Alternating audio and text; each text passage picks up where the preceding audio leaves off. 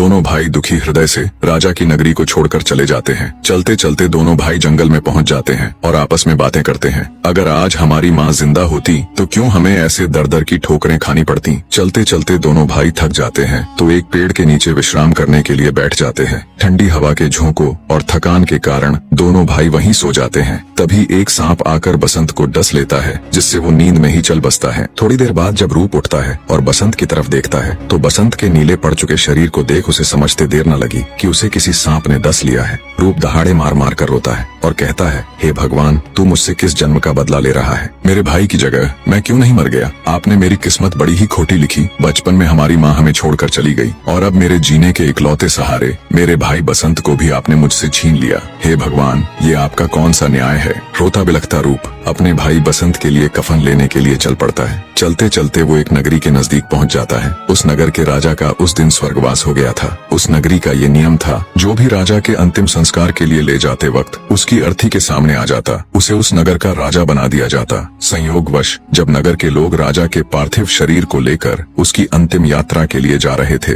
तब तक रूप भी नगर के द्वार पर पहुंच गया। रूप जब अर्थी के सामने आता है तो नगर के लोग नियमानुसार उसको अपना राजा मान लेते हैं। दूसरी तरफ जंगल से महादेव पार्वती गुजर रहे थे। जब पार्वती ने मरे हुए बसंत को देखा तो वो महादेव से बोली, हे महाराज, देखो ना कितना सुंदर युवक है और भरी जवानी में इसकी मृत्यु हो गई, आप इसे जिंदा कर दो। तब महादेव जी पार्वती माता को मना करते हैं और कहते हैं, हे प्रिय, ये मृत्यु लोक है, यहाँ सबके अपने कर्म और दुख है, हम किन किन का दुख दूर करेंगे। पर माता पार्वती जिद करती है और कहती है, नहीं स्वामी, आपको इसे तो जिंदा करना ही पड़ेगा। तब महादेव जी माता पार्वती की बात मान बसंत को जिंदा कर देते हैं और वहाँ से अंतर्ध्यान हो जाते हैं। बसंत उठ बैठता है। जब उसने आसपास देखा तो उसे अपना भाई रूप कहीं भी दिखाई नहीं देता। वो घबराकर अपने भाई रूप को ढूंढने के लिए चल पड़ता है और चलते चलते वो उसी नगर में पहुंच जाता है जहां कुछ समय पहले ही रूप को राजा बनाया गया था। बने रहे।